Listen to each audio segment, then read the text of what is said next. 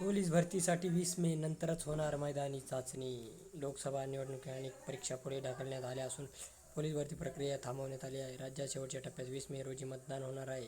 त्यानंतर पोलीस भरतीची मैदानी चाचणी. त्यादृष्टीने गृह विभागाकडून नियोजन सुरू आहे. लोकसभा निवडणूक धुळा शांत झाल्यावर राज्यातील सर्वच जिल्ह्यातील पोलीस भरतीची लेखी परीक्षा एकाच वेळी होणार आहे. मैदानी लेखी परीक्षा चाचणी एकत्रित गुणांच्या आधारे अंतिम गुणवत्ता यादी प्रसिद्ध होणार आहे. त्यानुसार शिपाई पदासाठी उमेदवारांची निवड होणार आहे.